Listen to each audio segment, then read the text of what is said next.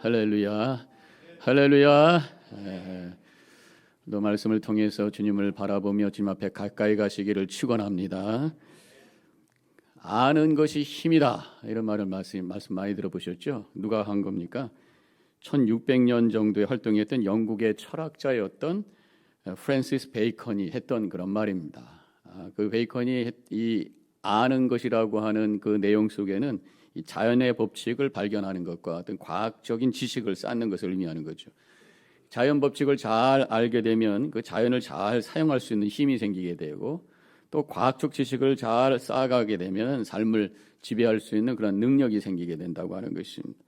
그런 어떤 지식으로 말미암아 세상이 점점 발전했고 또 편해지고 여러 가지 좋아진 것들을 우리가 경험할 수가 있어요.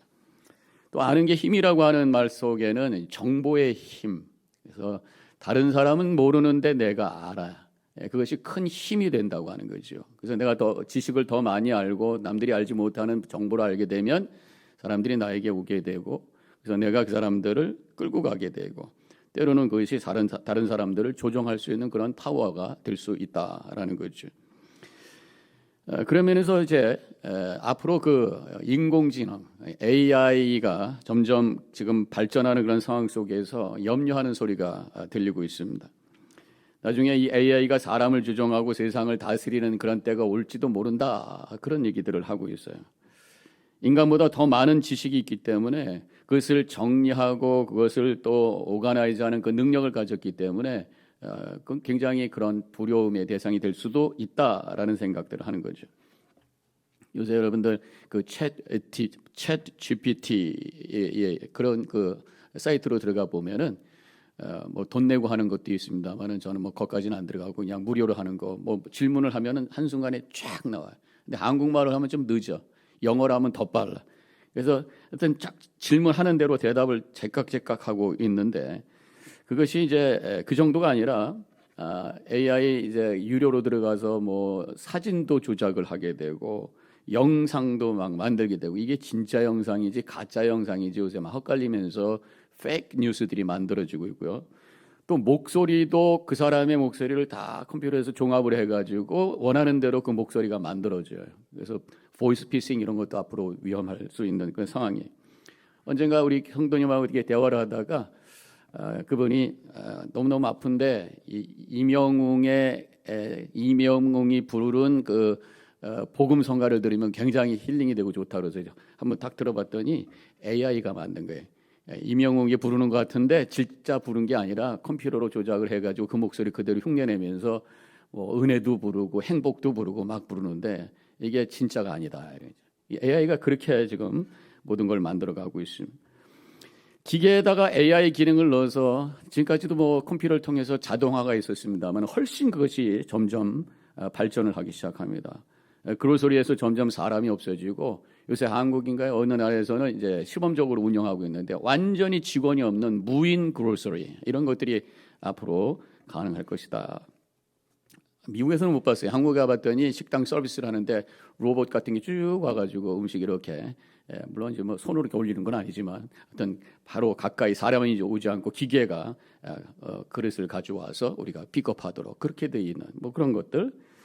자동차가 오토 파일럿 앞으로 점점 그것이 발전이 되면은 사람 없이 기사가 없어지는, 실제로 지금 샌프란시스코에서는 자율주행 무인 택시가 영업을 시작해서 뭐 여러 가지 문제도 많이 있습니다만 어쨌든 점점 이런 것들이 발전이 되고 있어요. 거기서 끝나는 것이 아니라 더 나가서 이게 인공지능이 스스로 판단을 하고 어떤 의지적인 결정을 할 수 있는 능력까지 생긴다면 인간에게 반란을 일으킬 수도 있다. 인류를 지배할 수도 있다. 그래서 그것을 이제 가상에서 만든 영화들도 나오고, 실제로 뭐 얼마 전 얘기입니다만 과학 철학자였던 닉 보스트롬이라고 하는 옥스퍼드 대학의 교수가 이런 말을 했대요. 사람보다 똑똑한 기계는 인류를 멸망시킬 인류의 마지막 발명품이 될 것이다. 뭐 이렇게 말을 했다고 합니다. 어쨌든 아는 것이 힘이기 때문에 이 안다고 하는 것이 어디까지 갈 건지 이런 생각을 해보게 돼요. 근데 인공지능이 많은 것을 인간보다도 훨씬 더 많이 알 수 있는 능력이 그 속에 있어요. 그렇지만 아는데 한계가 있다고 하는 걸 우리가 생각할 수 있습니다. 세상의 정보에 대해서는 잘 알아요. 그런데 영적인 거에 대해서는 알 수 있는 능력이 없다라고 하는 거예요. 왜냐하면 그 안에 영혼이 없기 때문이라는 것이죠. 하나님에 대해서 말할지는 몰라도 하나님을 알지는 못해.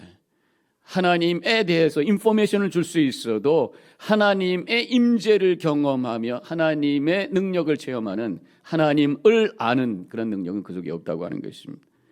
설교문은 작성할 줄 몰라 있을 줄 모르지만 진정으로 하나님의 임재가 있는 은혜가 흘러가는 설교를 딜리버리 해줄 수 있는 능력은 그 속에 없다라고 하는 것이에요. 왜냐하면 하나님을 그 안에 영혼이 없기 때문이라는 거죠. 하나님을 믿음으로 고백하고 하나님을 만나는 영적 체험까지 포함하는 것이 하나님을 안다라는 의미 속에 담겨 있는 거란 말이죠. 하나님의 존재를 느끼고 하나님의 말씀에 감동이 되고 또 상황을 초월한 감사와 기쁨을 경험하면서 찬양하게 되는 것, 이것이 바로 하나님을 아는 것이다. 그렇게 말할 수가 있는 것입니다. 자, 그래서 아는 것이 힘이다라는 이 말을 좀 영적 차원으로 이것을 바꾼다면 하나님을 아는 것이 영적 능력이다. 세상의 인포메이션을 아는 것, 세상적인 힘이지만 하나님을 알 때에 그것이 우리의 삶을 움직이는 진정한 능력이 된다라고 하는 것입니다. 컴퓨터와 인공지능이 많은 정보를 갖고 있어도 하나님을 몰라요. 그래서 영적인 능력을 발휘하지는 못해요. 불신자들이 하나님을 알 수는 없어요. 성경을 읽어서 성경을 아는 사람들이 있어요. 누군가요? 그 스님 중에 대담을 많이 하시는 분도 보면 성경 인용을 막 하시더라고요. 성경은 알아요. 그러나 하나님을 알지는 못한다고 하는 것입니다. 믿음이 아니고서는 하나님을 알 수 없기 때문에 이성과 논리와 상황을 초월하는 영적인 능력을 바라면서 살 수는 없다라고 하는 것입니다. 우리 성도들은 예수 믿어서 우리의 영혼에 생명이 있는 존재가 된 줄로 믿습니다. 새로운 피조물이 되었어요. 하나님과 영적으로 교통할 수 있는 능력을 우리가 가졌다고 하는 것입니다. 하나님을 알고 살아가는 그러한 존재가 되었다고 하는 것입니다. 그렇다면 그 하나님을 알기 때문에 와지는 영적 능력을 바라면서 사는 우리 성도님들이 되어야 될 줄로 믿습니다. 영적 능력이라는 게 뭐예요? 믿음으로 나를 움직이게 하는 어떤 힘. 내 생각으로는 되지 않는데, 내 생각으로는 안 되지만 믿음으로 말미암아 움직이게 하는 어떤 힘, 그것이 바로 영적 능력이라고 말할 수 있단 말이죠. 절망에서 소망을 갖게 하는 능력. 상황이 절망할 수밖에 없어요. 그런데 하나님을 향해 나아감으로 모든 것을 합력하여 선을 이루신다고 하는 믿음이 내 안에 작동하면서 그 절망 속에서 소망을 가지고 힘있게 나갈 수 있는 능력, 이것이 바로 하나님을 알 때 와지는 능력이라고 하는 거죠. 고난 속에서 고난과 여러 가지 어려움, 그렇지만 그 속에 하나님의 손길을 경험하며 오히려 이 고난이 나의 믿음을 업그레이드 시키는 손길이라고 하는 것을 느끼고 내 영혼을 깨어 하나님께 더 가까이 가게 하는 은혜의 시간이라고 하는 것을 고백하면서 오히려 감사할 수 있는 능력, 이것은 하나님을 알 때 와지는 영적 능력인 줄로 믿습니다. 어떤 사람을 내가 미워해요. 도저히 용서할 수 없어요. 그렇지만 믿음으로 말미암아 하나님의 사랑으로 말미암아 그를 향해서 용서한다라고 하는 선포를 할 수 있는 능력, 이것이 바로 영적인 능력이라고 하는 것입니다. 가난함 속에서도 가슴을 펴고 당당하게 웃고 찬양할 수 있는 능력, 나 이 세상의 주인 되시는 하나님이 나의 아버지시기 때문에 비록 내 주머니에는 비어있지만 그러나 나는 하나님의 아들이기 때문에 당당하게 가슴을 피고 확신 가운데 나갈 수 있는 그 능력, 바로 믿음의 능력, 영적인 능력인 줄로 믿습니다. 가장 우리를 힘들게 하는, 인간을 두렵게 하는 죽음을 이길 수 있는 능력, 이것이야말로 하나님을 알 때 와지는 최고의 능력인 줄로 믿습니다. 죽음을 바라보면서 두려워하지 않냐고 그것을 뛰어넘는 영생의 소망을 바라보면서 나갈 수 있는 그러한 영적인 능력, 이것이 바로 우리 안에 있다고 하는 것을 다시 한번 고백하면서 그 영적 능력을 발휘하면서 살아가는 우리 성도님들 되시기를 축원합니다. 축원합니다. 그런데 우리가 예수 믿는다고 하면서도 그런 능력이 없어요. 그러니까 믿음은 있는데 능력이 없다라고 한다면 내가 아직 하나님을 제대로 알지 못한다라고 하는 그런 표현이 될 수밖에 없다고 하는 것입니다. 아니면 알았는데 잊어버렸던지 오늘 이 예배가 다시 한번 하나님을 기억하고 그 하나님을 다시 한번 알고 하나님의 은혜를 확인하고 그래서 영적인 능력을 새롭게 하는 거룩한 시간이 되시기를 주님의 이름으로 간절히 축원합니다. 세상을 향해 막 살다가 보면은 하나님을 잊어버려요. 하나님의 존재 자체도 잊어버려요. 그래서 우리가 다시금 예배를 통해 하나님이 여기 계시고 나의 아버지시고 나의 구원자이시고 세상의 통치자라고 하는 것을 고백하며 엎드려 예배할 때 성령의 감동으로 그 하나님의 임재가 체험되고 그 하나님을 안 자가 되어서 영적인 능력을 바라며 승리의 삶을 살게 될 줄로 믿습니다. 앞으로 한 주간도 영적인 능력을 바라면서 승리하시길 주님의 이름으로 간절히 축원합니다. 호세아서 6장 3절에서 이렇게 말씀하고 있어요. 그러므로 우리가 여호와를 알자. 힘써 여호와를 알자. 그의 나타나심은 새벽빛같이 어김없나니 비와 같이 땅에 적시는 늦은 비와 같이 우리에게 임하시리라 하니라 말씀하고 있어요. 호세아 선지자가 하나님을 아는데 힘을 써야 하나님을 안다 그런 말이에요. 가만히 눈 감고 있어서 되는 게 아니라는 거지. 하나님을 알 때에 비와 같이 임하실 것이다. 비라고 하는 것은 우리에게 생명을 주는 그런 생명의 능력이 하나님을 알 때에 은혜가 비같이 임하게 되고 하나님의 생명이 내 안에 임하게 되고 그래서 내 안에서 꿈틀꿈틀 생명의 능력을 바라며 살게 된다 이 말씀이죠. 힘써 하려고 그랬어. 하나님을 알기 위해서 우리가 힘써야 될 게 뭡니까? 바로 말씀을 향해 나가야 된단 말이에요. 말씀은 세상의 영역에서 영적인 영역으로 들어가는 문과 같 하나님의 계시라는 건 뭐예요? 문을 열어서 보여주신단 말씀입니다.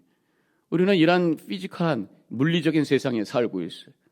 하나님의 영적인 세상에서 그 영적인 세상의 문을 열어주는 계시가 바로 하나님의 말씀이라고 하는 것입니다. 하나님의 말씀을 통해서만이 하나님을 알게 되고 거룩한 영역에 들어가게 되고 하나님의 임재가 체험된다고 하는 것. 하나님의 말씀을 붙드는 것, 힘써 하나님을 알기 위해 나아가는 모습이라고 하는 것입니다.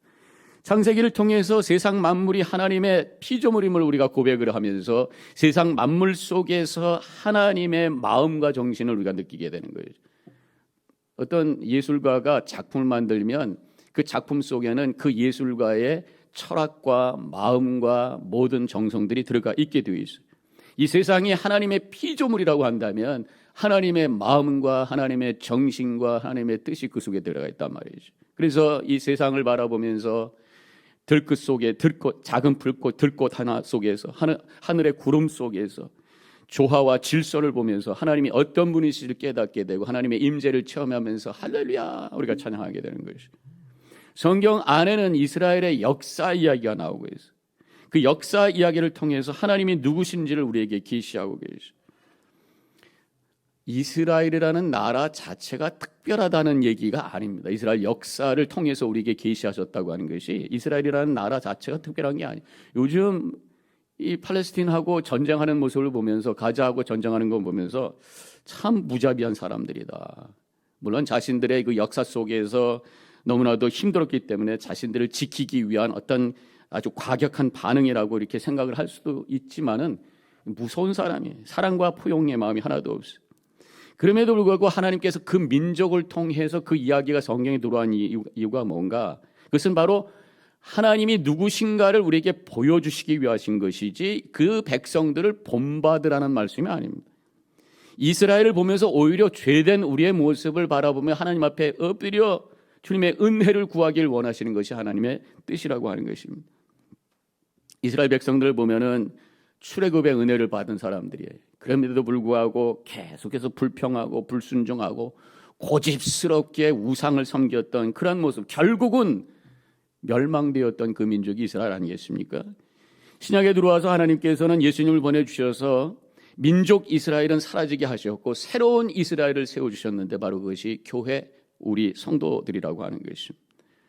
예전에 성경 역사 속에서 일하셨던 하나님이 지금도 우리와 함께 하시며 우리를 위해서 일하고 계신다고 하는 것을 가르쳐 주시는 것이 바로 성경이라고 하는 것이죠. 성경을 통해서 하나님이 누구신지를 알 때에 그 하나님을 우리가 만나게 되고 그 하나님을 섬기며 동행하며 능력을 바라는 복된 삶을 살게 되는 줄로 믿습니다. 성경을 힘써 묵상해, 여호와를 힘써 알자. 요즘 우리가 이사야서를 읽고 있어요. 여러분들 열심히 힘써서 읽고 계신가요? 하루에 한 장, 두 장 그거 못 읽으셔? 힘써 알자고. 하나님을 아는 것이 우리에게는 능력인데 그 알려고 하는 힘쓰는 그런 마음이 없다면 하나님을 알 수가 없다고 하는 것입니다. 이번 사순절 기간 동안에 이사야서 매일 깊이 묵상하시고 묵상집 또 여러분들 나눠드린 거 구입하신 거 잘 읽으셔서 힘써 하나님을 알므로 능력을 바라는 복된 삶을 살아가는 우리 성도님들이 되시기를 주님의 이름으로 간절히 축원합니다. 오늘 본문으로 들어갈게요. 오늘 본문은 다윗이 회중 앞에서 하나님을 향해서 고백하는 찬양의 내용입니다. 다윗이 온 회중 앞에서 여호와를 송축하여 이르되 이렇게 시작이 돼요. 회중을 바라보면서 하나님을 쫙 찬양하고 있는 장엄한 모습을 생각해 볼 수가 있어요. 다윗의 고백이에요. 다윗은 믿음의 사람입니다. 예수님에 대한 예표라고도 할 수 있어요. 하나님을 전적으로 의지했던 사람입니다. 다윗의 이야기를 쭉 읽어가 보면은 늘 하나님께 물어요. 내가 나갈까요, 말까요? 혼자 마음대로 결정하지 않았어요. 물론 인간이기 때문에 우리아의 아내를 범하는 그런 죄를 지었을 때도 있었지만 금방 회개하면서 하나님 앞에 섰던 그런 모습도 있어요. 늘 하나님께 물어요. 전적으로 하나님의 뜻에 따라 움직입니다. 그래서 결국 복받은 왕이 되었고 나라를 부강하게 세운 위대한 왕이 되었어요. 하나님을 진정으로 왕으로 올려드리며 순종하면서 살았던 사람이었습니다. 그래서 사람들에게 존경받고 위대한 왕이 되었고 하나님의 마음에 합한 사람이다. 사도행전에 그렇게 고백이 되고 있어요. 그런데 이제 다윗 왕하고 비교가 되는 것이 바로 그 전 이스라엘의 초대 왕 사울 왕이잖아요. 사울 왕은 자신이 모든 것을 다 컨트롤하려고 그랬어요. 하나님의 영역까지 자기가 컨트롤합니다. 사무엘을 기다렸어야 되는데 기다리지 못하고 자기가 제사장이 해야 될 제물을 올려드리고 말았어요. 하나님의 영역을 자기가 침범해버리고 말았습니다. 하나님이 왕이 아니라 내가 왕이라고 하는 것을 선포한 순간이 되어버렸다고 하는 거죠. 결국 하나님의 버림을 받고 비참한 죽음을 가져왔던 사람이 바로 사울 왕이었어요. 다윗은 이렇게 믿음의 사람이었습니다. 그가 인생이 다 끝나갈 무렵 비록 하나님께서 성전을 본인에게 지으라고 허락은 하시지 않았지만 그 아들 때에 성전을 짓기 위해서 모든 성전에 필요한 것들을 다 준비해 놓고 그동안의 삶이 하나님의 은혜였음을 감사하면서 이제 하나님을 향해 찬양하고 있는 장엄한 고백, 이것이 오늘 우리가 봉독한 말씀인 것이 11절 이렇게 고백을 하고 있습니다. 여호와여 위대하심과 권능과 영광과 승리와 위엄이 다 주께 속하였사오니 천지에 있는 것이 다 주의 것이로소이다.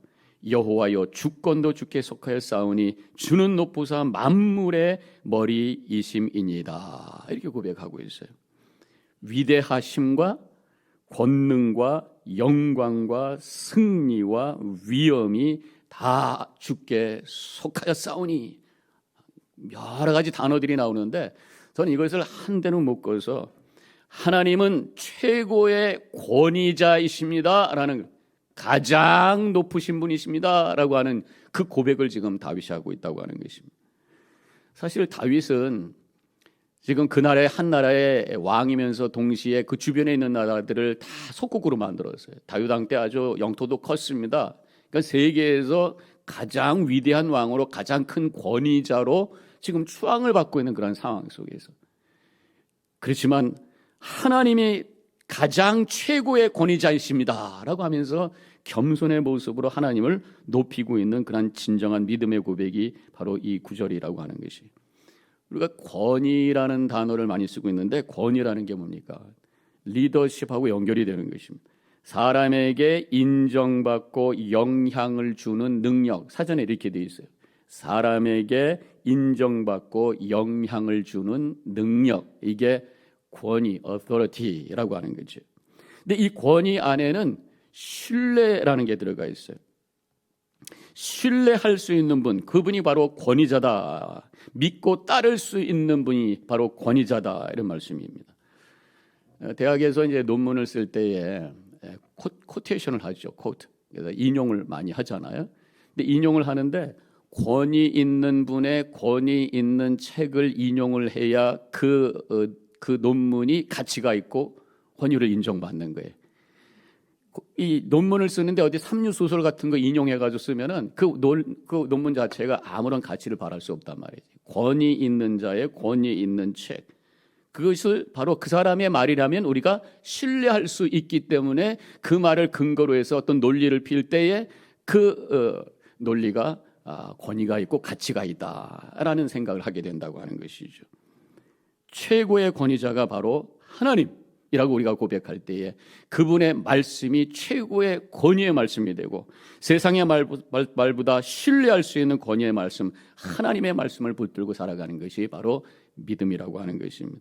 바로 이 예배가 하나님을 최고의 권위자로 올려드리는 시간, 그래서 하나님의 영광이 드러나는 시간이 바로 이 예배, 오늘 이 예배가 되시기를 주님의 이름으로 간절히 축원합니다.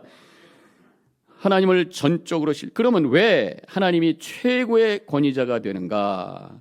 11절 뒷부분에서 천지에 있는 것이 다 주의 것이로소이다. 하나님이 최고의 권위자가 된 것은 모든 것이 하나님의 것이기 때문에 하나님이 창조하시고 하나님께서 소유하시는 분이시기 때문에 모든 것의 최고의 권위자이십니다라는 고백을 하게 되는 것이죠. 이러한 고백을 할 때에 그냥 고백에서 끝나는 것이 아니라 진정한 고백은 나의 생각과 나의 삶을 바꾸는 파워가 있단 말이죠. 하나님이 모든 것을 소유하시고 모든 것을 주관하시는 주권자 하나님이십니다 라는 것을 고백할 때에 내가 가지고 있는 것에 대한 마음이 다르게 바뀌게 된다고 하는 것입니다.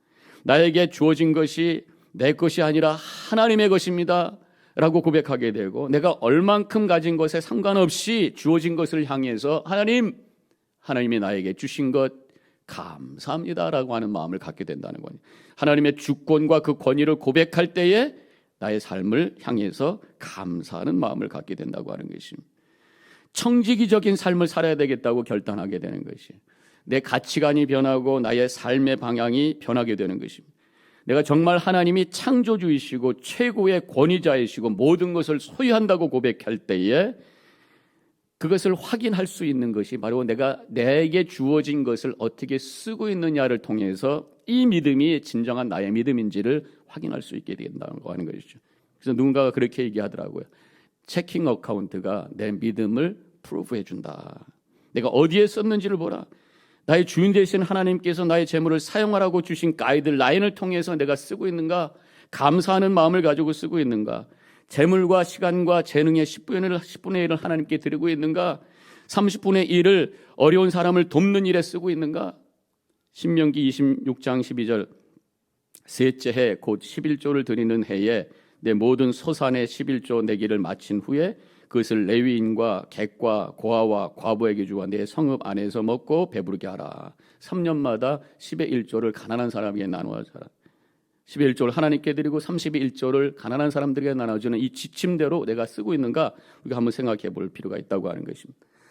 모든 것이 하나님이라고 하는 것을 하나님의 것이라고 하는 것을 고백할 때 우리는 소유로부터 자유한 삶을 살게 된다고. 이게 능력이라고 하는 것입니다. 사람이요 돈이 있으면은 날도 알지 못하는 사이에 그것이 티가 나게 돼 있어요. 당당하게 되고 뭔가 우쭐거리게 되고 조금 선이 넘어가면 교만하게 된다고 하는 거죠. 또 반대로 재물이 좀 부족한 것 같으면 뭔가 위축되게 되고 소극적이 되고 눈치를 보게 되는 거예요. 또한 재물이 있다가 그것이 사라졌을 때 그것이 충격이 돼가지고 좌절이 되고 힘들어하고 절망하는 그런 삶을 살 때도 있다고 하는 것입니다. 그러나 모든 것의 소유자가 되시는 하나님을 고백할 때에 이 재물에 의해서 내 인생이 흔들리지 않는 한결같은 모습을 살아가게 된다고 하는 것입니다. 왜냐하면 내 것이 아니기 때문에 하나님의 권위와 주권을 고백할 때에 나에게 주어진 이 재물에 대한 나의 고백이 달라지기 시작한다고 하는 것입니다. 그래서 이 재산과 자녀를 잃은 욥의 고백이 바로 하나님의 주권을 믿은 자의 고백이 된다라고 하는 것이에요. 욥이 1월 1장 21절에서 욥기 1장 21절에서 이렇게 고백을 하잖아요. 주신 이도 여호와시요 거둔 이시도 여호와시오니 여호와의 이름이 찬송을 받으실지니이다. 모든 것을 다 잃어버린 그러한 고통 속에서도 아픔 속에서도 여전히 하나님을 예배하며 모든 것이 하나님의 것입니다 라고 고백하는, 이것이 하나님의 권위와 주권을 믿음으로 고백하는 자의 참된 모습이라고 하는 것이에요. 결국 하나님께서는 우리로 하여금 찬양과 감사 속에 살기를 원하십니다. 13절, 우리 하나님이여 이제 우리가 주께 감사하며 주의 영화로운 이름을 찬양하나이다.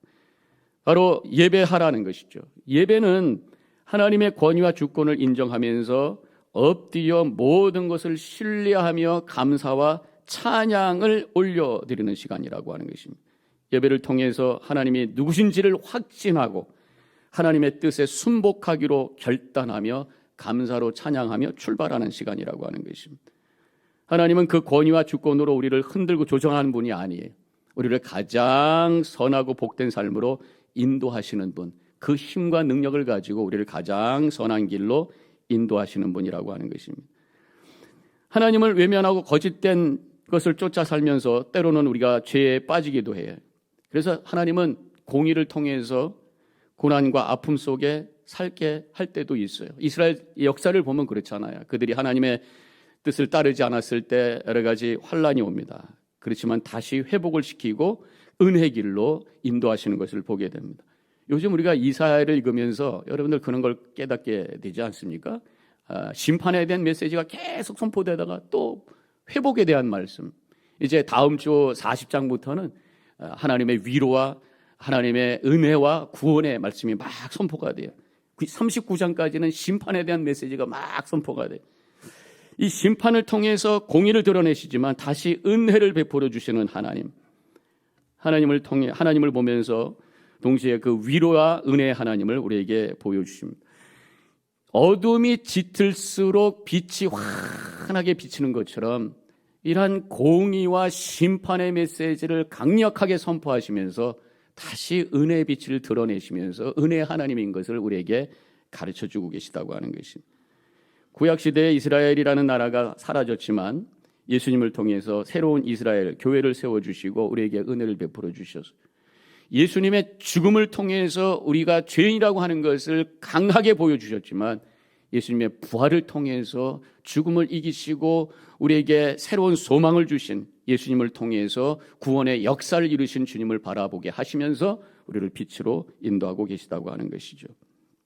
오늘 본문을 통해서 우리에게 계시해 주신 하나님은 주권자 하나님, 최고의 권위자 하나님이신 것을 고백하면서 모든 것의 근원이신 그 하나님이 나의 아버지가 되시고 그 하나님을 부르며 예배할 수 있는 특권을 주셨음을 감사하면서 찬양하면서 좀 앞으로 가까이 나아가는 복된 삶을 살아가시기를 바랍니다. 그 믿음이 그 하나님을 알아가는 과정을 통해서 주시는 그 능력이 나의 삶을 변화시키고 그래서 하나님께 영광 돌리는 복된 삶을 살아가는 우리 성도님들이 되시기를 주님의 이름으로 간절히 축원합니다.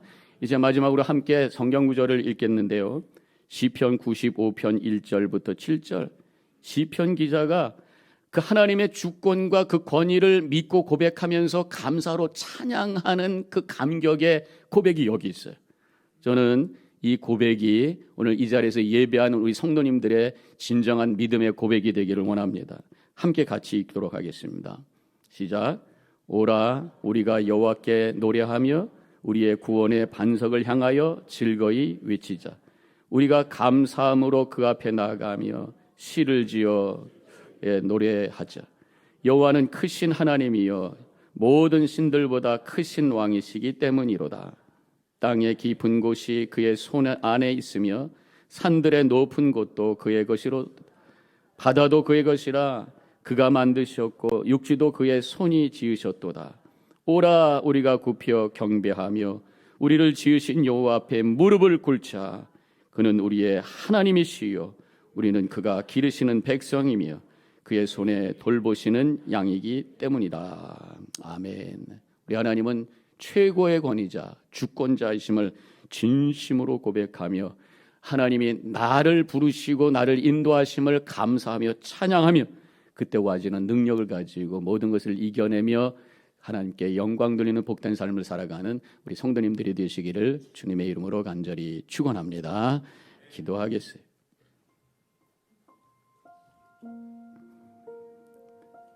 하나님을 아는 것이 영적인 능력인 줄로 믿습니다. 다윗의 고백, 오늘 시편의 고백, 하나님이 우리의 주권자이시고 최고의 권위자이신 그 하나님이 나를 가장 좋은 길로 인도하시는 분이라고 하는 믿음의 고백을 하며 기뻐하며 찬양하며 감사로 올려드릴 수 있는 그런 믿음의 삶을 살게 하여 주옵소서. 그런 믿음의 고백을 하며 기도하시기 바랍니다.